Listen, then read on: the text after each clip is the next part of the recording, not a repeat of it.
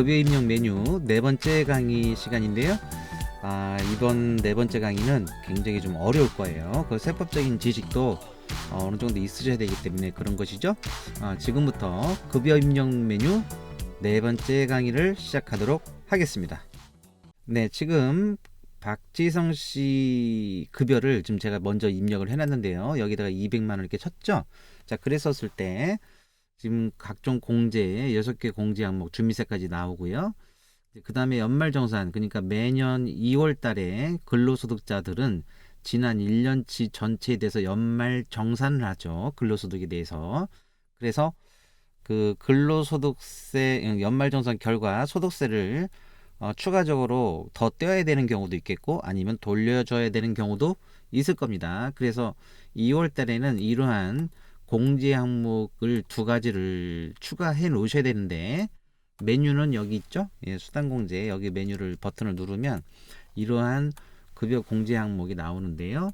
여기 공제 항목 중에서 맨 하단에 여러분 초기값은 6번 주민세로 끝났을 텐데 7번 8번 해가지고 연말정산 소득세하고 그 금액의 10%인 지방소득세 해서 이렇게 입력을 해 놓으시면 지금처럼 이렇게 공제 항목이 보일 겁니다. 자, 그래서 지금이 2월이라고 가정할게요. 추운 겨울입니다. 그래서 연말정산 시즌인데 연말정산 결과 예를 들어서 박지성 씨는 지난 1년치 급여에서 정산을 해봤더니 추가적으로 더 납부를 해야 된다면 만약에 5천 원을 더 납부해야 된다면 이런 식으로 입력을 하면 되겠죠. 그리고 여기는 500원 이렇게 하면 될 겁니다. 그렇죠? 근데 연말정산 결과 뭐 각종 카드 공제 등등 의료비 공제 등등을 다 받아봤더니 작년 1년 동안 원천세를 너무 많이 납부해서 환급을 해줘야 된다. 기쁜 굿뉴스죠. 예, 그런 경우에는 환급을 해줘야 되니까 공제할 거에서 차감합니다. 그러면 공제 금액이 여기다가 플러스 금액을 입력하는 게 아니라 만약에 환급 금액이 소득세가 마이너스 10,000원이라면 이렇게 입력하면 되는 것이죠. 이걸 10% 이렇게. 그러면 이 마이너스로 인해서 공제 금액이 줄어들 것이고 결과적으로는 지급액이 커지겠죠. 아시겠죠? 그래서 연말정산 결과 다시 추가 납부세액을 더해야 된다면 이제 배드 뉴스죠. 슬픈 이야기인데 여기다 플러스 금액을 입력을 해서 더 많이 띄면 되는 거고 연말정산 결과 환급을 해줘야 되는 기쁜 상황이라면 마이너스를 입력해서 이 공제액을 줄여준다. 즉 지급할 금액을 늘려준다라는 겁니다. 아시겠죠? 그래서 이렇게 되면 이제 회계 처리도 지난 시간에 말씀드렸듯이 자동분계에서 공제액이 이렇게 마이너스 처리됩니다. 예수금으로. 그래서 이렇게 하는 게 일반적입니다. 여러분 여기다 뭐 미수금 차별해 잡고 이러지 마세요. 그냥 예수금을 띨 금액을 줄였다 해서 마이너스 처리하는 것이다 라는 겁니다.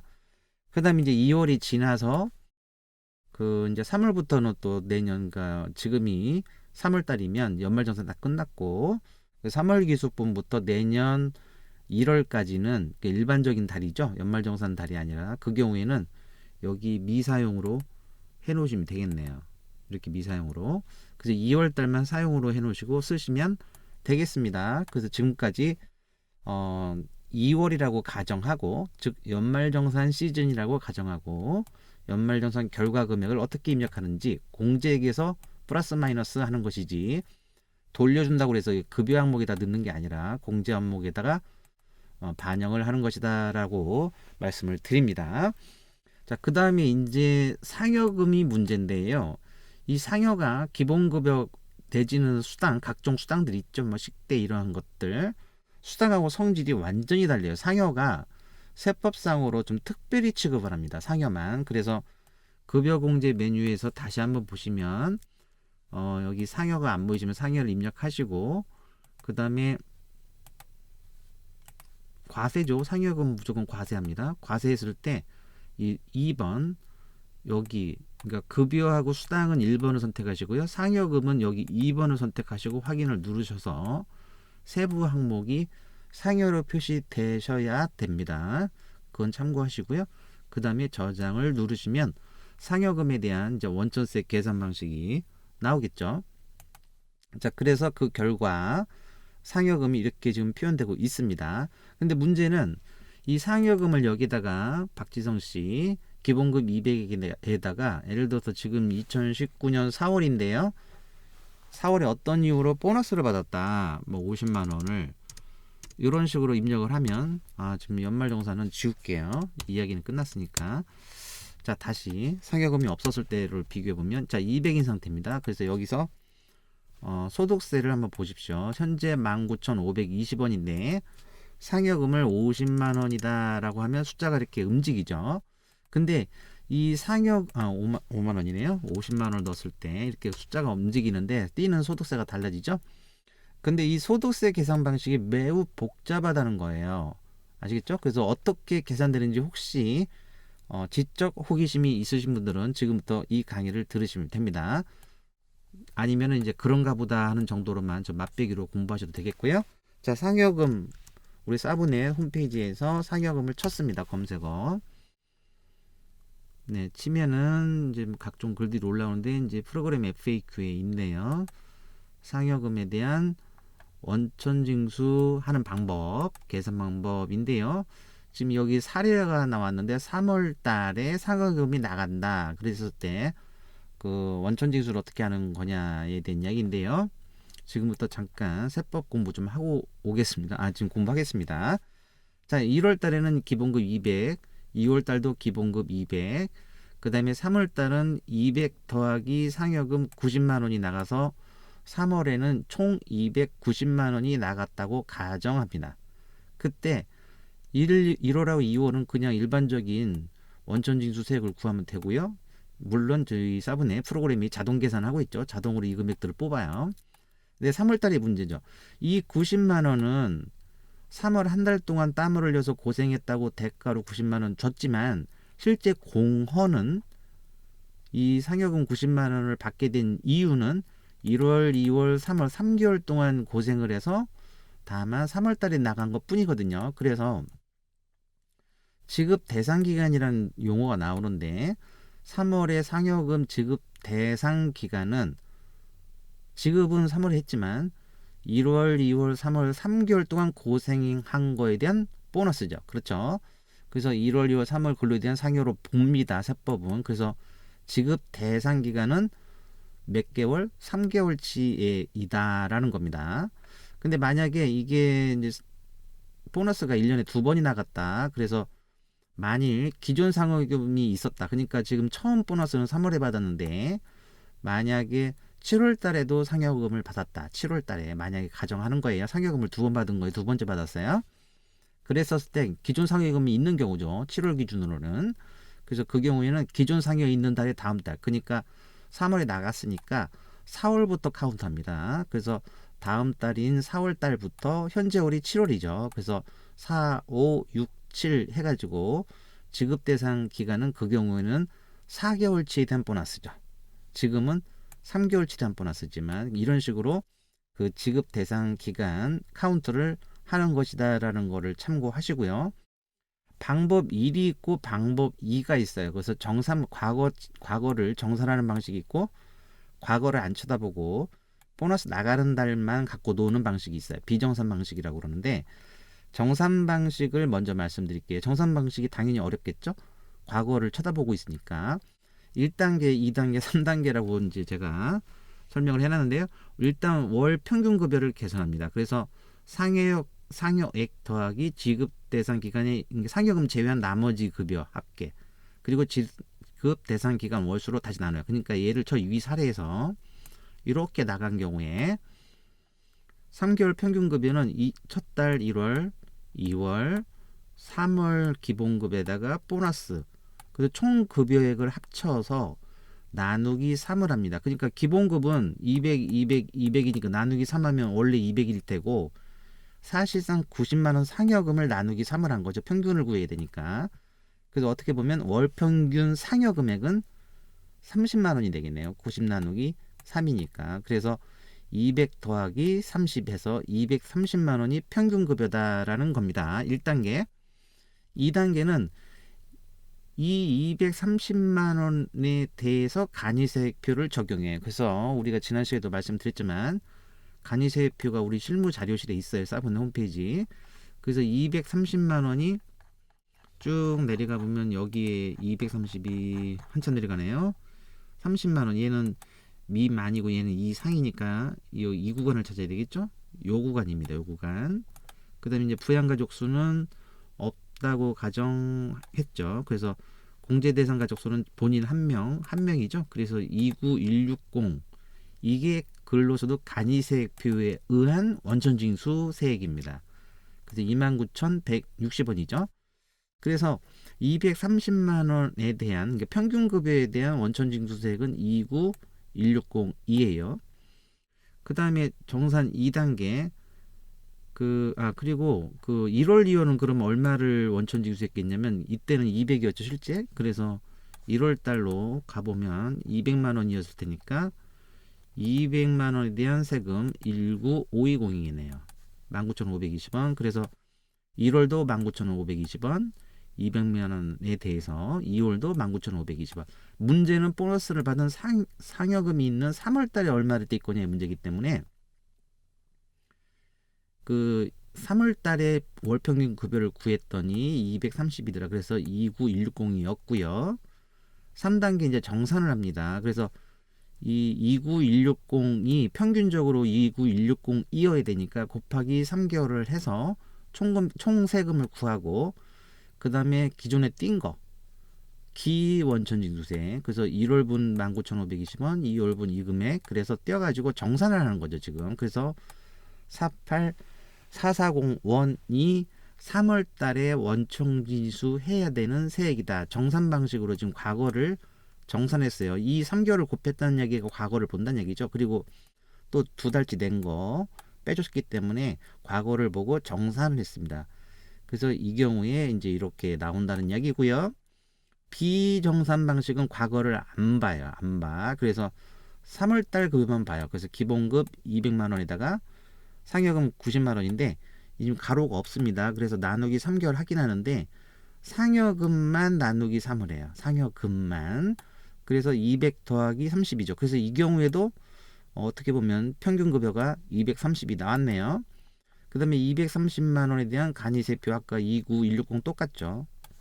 이렇게 나오는 거고 대신 방법 3단계를 안 해요. 정산을 안 한다는 얘기. 그래서 얘는 2단계로 끝납니다. 그래서 230에 대해서 그냥 간이세표 29160 그래서 그냥 29160만 띄는 거죠. 아시겠죠? 그래서 그렇게 계산하는 방식이다라는 겁니다. 그래서 지금이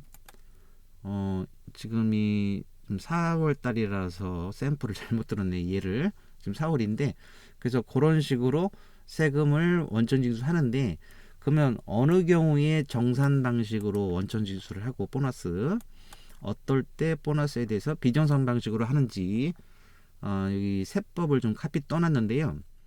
그러니까 방법 2가 편해요. 비정산 방식. 그래서 과거를 안 쳐다보기 때문에 정산을 안 하잖아요. 그래서 방법 2로 하면 좋겠는데 세법은 이렇게 돼 있어요. 이런 법률에서 이 법 조문입니다.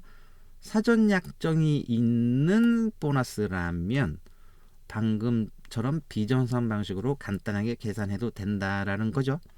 그래서 이 이외에는 이제 정산 방식으로 해야 된다는데 실무적으로는 그냥 당연히 사전 약정이 있다고 보고 비정산 방식으로 선택하시기를 추천드리겠습니다. 그래서 환경 설정에서 어디서 설정하냐면 환경 설정 메뉴에 기타 설정 탭에 여기 있습니다. 상여금 처리 방법. 그래서 정산 방식으로 할래, 비정산 방식으로 할래. 그래서 저장을 비정산 방식으로 체크를 하고 저장을 누르면 되겠습니다. 아시겠죠? 네, 그래서 요 비정산 방식으로 하실 것을 추천드립니다.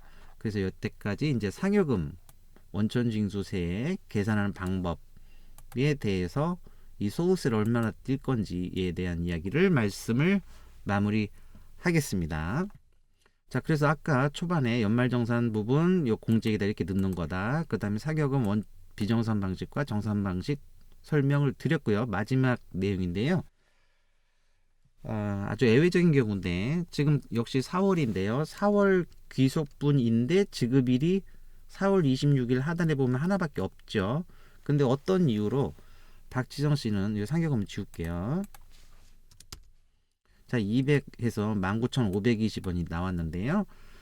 어떤 이유로 4월 30일 날 또 나갔어요. 지급일자가 복수인 경우의 문제입니다. 그래서 지금 4월 26일 날 첫 지급일인데 200만 원에서 세금이 19,500 선택을 해야 되죠. 19,520원 나왔고 그 다음에 각종 공제액이 이렇게 계산이 됐는데 만약에 또 지급이 됐다. 예를 들어서 지급일자가 두 개다 이 말입니다. 그래서 26일이었고 기존에는 새로운 지급일자 4월 30일로 선택을 하고 이 날짜 지급일자가 4월 30일인 경우에 박지성 씨가 또 예를 들면 300이 나갔다. 가정해 보겠습니다. 자, 그랬었을 때 일단 우리가 알 수 있는 것은 같은 사람에 대해서 같은 기속월 4월인데 지급일이 4월 26일도 있고 4월 30일도 있는 지급일자가 복수인 경우에 4대 보험 공제는 안 당한다라는 걸 알 수 있고요. 그러니까 4월 26일 날 지급일인 4월 26일 지급일 때만 4대 보험 같은 것을 띄고 있구나라는 걸 알 수 있고요. 다시 여기 눌러서 4월 30일을 눌러보면 4월 30일 두 번째 지급일자에는 선택을 했죠. 그래서 공제액이 없다. 4대 보험 쪽은 없다. 대신 소득세는 있구나라는 걸 알 수 있어요. 그래서 이게 어쩔 수 없어요. 그래서 유명한 이제 뭐뭐 프로그램들도 다 이런 방식입니다. 그래서 같은 사람에 대해서 지급일자 두 번째 지급일자예요. 지급일자가 언제인지는 중요하지 않고 두 번째 지급일자에 또 같은 사람이 나타나면 두 번째 지급일자일 때는 공제액이 계산되지 않습니다. 지금 보는 바와 같죠? 그 다음에 소득세는 계산되고 있네요. 근데 또 궁금해지죠. 다시 보시면 이제 소득세만 볼게요. 4월 26일 날 200 나갔고요. 300이 4월 26일 날 4월 26일입니다. 지금. 이 날짜에는 200이 나갔고 4월 30일에는 300이 나갔어요. 선택하면 이제 새로 고치면 되죠. 300이 나갔는데 자, 200 더하기 300 그래서 이분은 박진호 씨는 4월 땀 흘려서 총 금액이 500만 원인 사람인데 26일 지급일자에도 소득세를 떼었겠고 4월 30일 지금 보고 있는 4월 30일에도 소득세를 띱니다. 근데 이 두 번째 소득세는 어떻게 계산되느냐에 대한 이야기입니다. 벌써 머리 아프시죠? 그래서 이때는 정산합니다. 그래서 간이세표를 다시 한번 띄워놓고 비교를 해 드릴게요. 자, 4월 26일 200만원 얼마 떼었습니까? 19,520원입니다. 그래서 아까도 봤던 숫자 같은데 자, 보시면 엑셀이 좀 넓네요. 자, 200만원일 때 19,520원 띄는 게 정상이죠. 그래서 첫 지급일에 200만원 19,520원이 계산됐어요. 이 간이세표에 따라서 200만원일 때 19,520원 띄었습니다. 그러면 두 번째 지급일자, 근데 같은 달이죠. 4월 기족분에 대해서 두 번째 지급일자일 때는 갑자기 33만원이 띄옵니다. 33만원. 그래서 300을 찾아보면 300만원이 어디 있냐면 여기 있네요. 제가 노란색을 칠해놨구나. 300만원만 놓고 본다면 84,000원을 떼야 돼요. 84,000원. 근데 더 많이 떼었죠. 왜 그러냐면 500만원으로 간주해서 두 번째 지급일자에는 300이 아니라 기존 200만원 더하기 500인 표를 찾은 거예요. 그래서 200 더하기 300이니까 500으로 갑니다. 두 번째 때는. 그래서 500까지 쭉 내려가 보면 여기 있네요. 500. 일때 350, 470을 떼어야 되는데 200만원에 대해서 이미 뗀 적이 있죠. 그래서 날짜가 잘못되긴 했는데 얘가 4월 30일이네요. 두 번째 게. 그래서 처음에 19,520원 띄었죠. 다시 한번 볼게요. 200만원일 때 19,520원 띄었습니다. 이미 띄었죠. 19,520원 띄었고요. 두 번째 300만원이 또 나갈 때 300만원이 나갈 때는 33만원을 띄었는데 왜 그러냐면요. 500일 때 최종적으로 500이죠. 최종적으로 500인데 500만원이 이렇게 이 금액이어야 되거든요. 500일 때. 근데 기중에 이만큼 떴거든요. 한번 미리 4월 26일 날. 그래서 두 번째 지급 일자일 때는 여기서 이 금액 이어야 되는데 이미 떴으니까 차액을 이만큼, 그래서 계산기 이퀄 해서 이 금액 이어야 되는데 500만원 기준으로 이미 떴다 200만원에 대해서. 그래서 차액이 요 금액입니다. 그래서 33만원 330950을 이때 띄는 겁니다. 300만원 나갈 때. 아시겠죠? 그래서 200만원에 대해서 원래대로 띄고, 그 다음에 두 번째 지급 일자에는 기존 거랑 합쳐서 500이죠. 200 더하기 300, 500에 대한 세금을, 목표 금액을 구하고 500만원에 대해서, 그 다음에 500만원에 대해서 350, 4700을 구하고, 기준에 이미 띈 거를 제외한 나머지 차액 요놈, 그래서 33만원만 이렇게 소득세를 띄고 있음을 알 수 있습니다. 여러분 아시겠죠? 네. 저 머리가 아프죠? 그래서 급여 입력 메뉴 네 번째 강의가 지금 굉장히 다 세법 이야기를 했습니다. 그래서 상여금은 정산 비정산 방식 선택 기능이 있다. 그 다음에 2월 달인 경우에는 매년 2월에는 연말정산 시즌이니까 이때 공제액을 어떻게 넣을 거냐 플러스 마이너스 말씀드렸고요. 그 다음에 지급일자가 복수일 때, 지금처럼 4월 기족분이 두 개일 때는 두 번째일 때 그 소득세는 정산을 한다라는 겁니다. 그래서 세 가지 좀 어려운 테마만 일부러 급여 입력 메뉴 마지막 네 번째 강의에 넣어놨습니다. 아시겠죠? 자, 여기까지 급여 입력 메뉴 네 번째 강의 마치도록 하겠습니다. 여러분 고생하셨습니다.